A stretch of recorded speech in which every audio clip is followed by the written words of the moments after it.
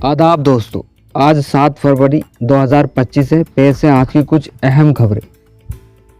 शेख हसीना के भाषण पर बांग्लादेश ने आपत्ति जताई है। बाद बांग्लादेश के विदेश मंत्रालय ने गुरुवार को भारत के समक्ष बयान जारी कर अपना विरोध दर्ज करा है। यूनिट सरकार ने शीर्ष राजनयिक को बुलाकर कहा कि शेख हसीना भारत में रहकर झूठे और मनगढ़ंत बयान दे रही है।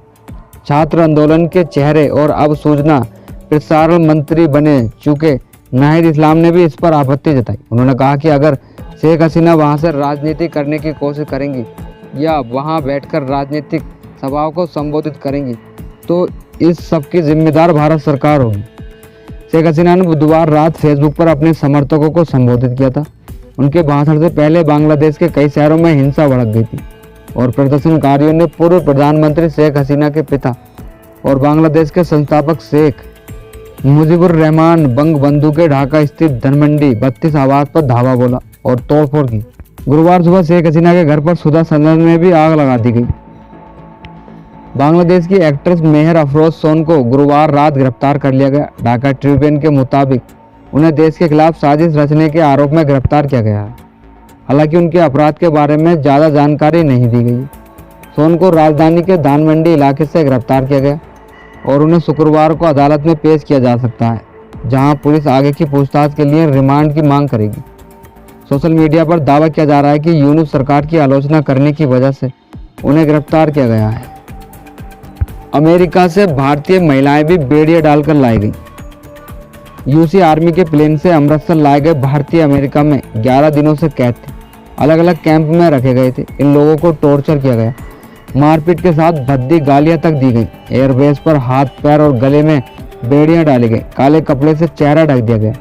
प्लेन के अंदर बेड़ियों के साथ ही बैठाया गया। किसी को पेशाब करने के लिए भी जाना होता तो पहले हाथ ऊंचा करना पड़ता। इसके बाद सैनिक आते और वॉशरूम तक लेकर जाते। इन लोगों ने अमेरिका से डिपोर्ट होकर भारत पहुंचने तक की मुश्किलें शेयर करी हैं। आकाश ने बीते 4 दिन में जो जिंदगी जी है उसकी कभी कल्पना नहीं की थी। महज 4 दिन पहले दोपहर को उन्होंने कहा कि मेरे साथ बहुत सारे लोगों को 2 बसों में ठूंस दिया गया। सोचा शायद वेलकम ऑफिस ले जाकर रिलीज कर देंगे, लेकिन हमें अमेरिकन एयरबेस पर ले जाया गया। वहाँ अमेरिकी सैनिक का बहुत बड़ा हवाई जहाज खड़ा था। हमें बस से उतार कर लाइन में खड़ा कर दिया गया। पूरा चेहरा मास्क से ढक दिया गया। इसके बाद हाथ, पैर और गले में बेड़ियां डाल दी गई। हमें ऐसे ट्रीट किया गया जा रहा है जैसे हम बहुत बड़े क्रिमिनल हों। एक अमेरिकी अफसर ने जोर जोर से कहा कि हमें इंडिया भेजा जा रहा। फिर हमें हवाई जहाज में चढ़ने के लिए कहा गया। जब हम जहाज में चढ़ रहे थे तब वहाँ बहुत सारे कैमरे लगे थे और अमेरिका मीडिया भी जमा थी।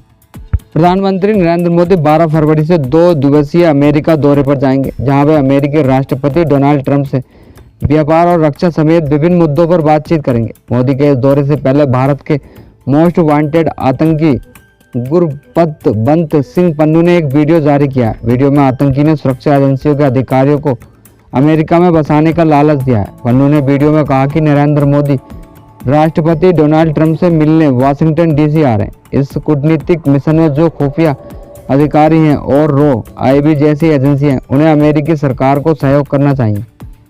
आतंकी ने कहा कि मोदी सरकार की लिस्ट में जितने भी खालिस्तानियों के नाम लिखे हैं जिन्हें वे मारना चाहते हैं, उनकी लिस्ट अमेरिकी सरकार को सौंप देनी चाहिए।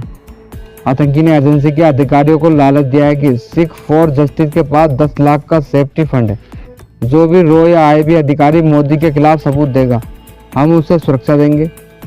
हम उसे अमेरिका में नई पहचान देंगे। हम अंतर्राष्ट्रीय कानून के मुताबिक अमेरिका में मोदी के खिलाफ कार्रवाई करेंगे। अमेरिका से कल 5 फरवरी जिन 30 पंजाबियों को डिपोर्ट किया गया, वे डंकी रूट से यूएस पहुंचे थे। इसके लिए उन्हें 40 से 50 लाख तक खर्च किए। किसी ने जमीन गहने बेचे तो किसी ने मोटे ब्याज पर लाखों का कर्ज लिया। परिवार को उम्मीद थी कि अमेरिका पहुंचने के बाद उनके हालात बदल जाएंगे, कर्जा भी चुका देंगे, जमीन भी खरीद लेंगे, मगर अचानक अमेरिकी सरकार ने उन्हें डिपोर्ट कर दिया। और हालांकि परिवार वालों को इस बात का दिलासा है कि बच्चे अपने घर लौट आए, मगर अब खाएंगे क्या, कर्ज कैसे चुकाएंगे, ऐसी कई चिंताएं उन्हें खाए जा रही हैं। शादी का सपना लेकर अमेरिका पहुंची थी एक लड़की। अमृतसर की 26 साल की सुख कौर शादी करने के लिए अमेरिका गई थी। अमेरिका में उसके मामा का बहन सेटल है और उसी से उसने रिश्ता वहां एक युवक से कराया। उसका मंगेतर 7 साल से कैलिफोर्निया में परिवार ने 2 जनवरी को अपनी बेटी को इस उम्मीद से के साथ शेंगन वीजा पर स्पेन भेजा था कि एक बार वह अमेरिका पहुंच जाए तो वहां मंगेतर से शादी कर ले और उसके बाद सब कुछ ठीक हो जाएगा। स्पेन पहुंचने के बाद सुख 20 दिनों में अमेरिका पहुंच गई, लेकिन 1 महीने के भीतर उसे डिपोर्ट कर दिया गया।